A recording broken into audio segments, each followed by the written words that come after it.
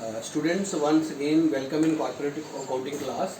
In previous lecture I have discussed with you people about meaning of liquidation, methods of liquidations, right, winding up वगैरह जो, और उसके बाद meaning of preferential creditor, meaning of contributory and other things also, right, meaning of unsecured जो creditor, fully secured creditor, partly secured, ये सारी चीज़ें.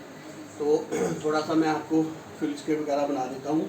Full स्क्योर्ड भी बताया था, पार्टली स्क्योर्ड भी बनाया था, अनस्क्योर्ड क्रेडिटर. पार्टली स्क्योर्ड क्रेडिटर होता है कि लोन ज़्यादा है और सिक्योरिटी कम है. जैसे फॉर एग्जांपल 1 लाख रुपए लोन है, सिक्योरिटी 70,000 की है, तो वो पार्टली स्क्योर्ड क्रेडिटर में है. अच्छा, आज मैं आपका जो लिक्विडेटर फाइनल स्टेटमेंट लिक्विडेशन के चैप्टर से 6 नंबर से क्वेश्चन शुरू कर रहा हूँ मैं आपके लिए. तो इसमें जो आपका पहला क्वेश्चन 6 नंबर क्वेश्चन है, उससे पहले जो क्वेश्चन है स्टेटमेंट ऑफ अफेयर क्या है, उसकी ज़्यादातर थ्योरी आती है. तो प्रैक्टिकल ज़्यादातर यहाँ से आता है liquidation statement of account.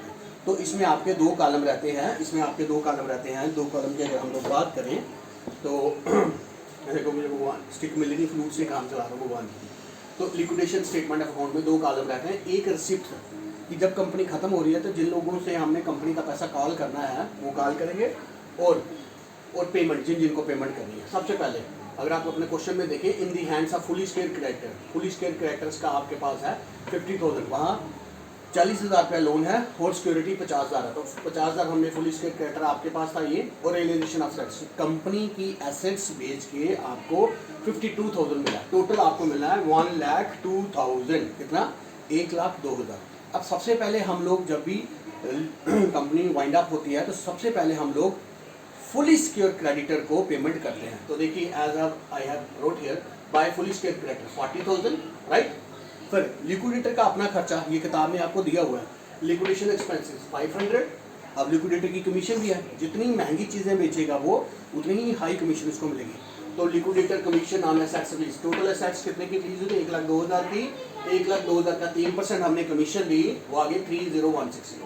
Preferential creditor that is given in your book, आपकी नोटबुक में गिवन है प्रेफरेंशियल क्रेडिटर, वो आगे आपके 1,200 के, ये गिवन है बुक में.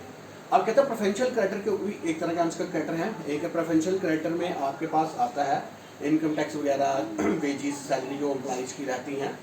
तो 1,200 का पर 1% कमीशन 18 रुपये. उसके बाद कहता है बाय कमीशन टू अनस्क्योर्ड क्रेडिटर्स. भाई अनस्क्योर्ड क्रेडिटर को कमीशन देनी है.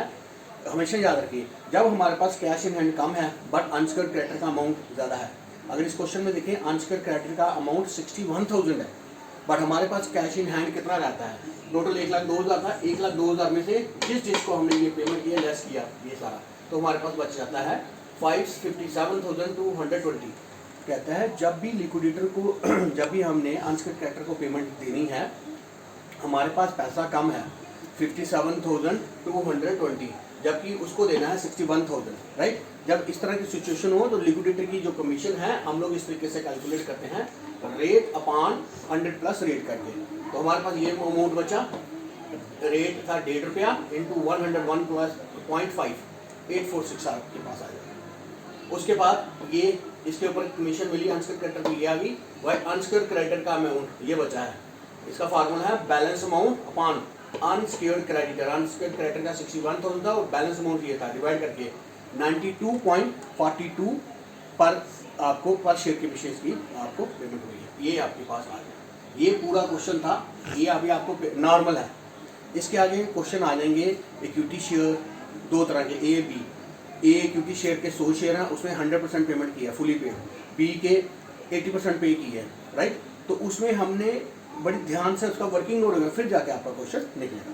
ठीक है, एक क्वेश्चन ये है. एक से पहले मीनिंग ऑफ कॉन्ट्रीब्यूटरी आपको भेज रहा हूँ मैं थ्योरी, तो देख लीजिए. फिर मैं 1-2 प्रैक्टिकल आपको आज और भेजूँगा.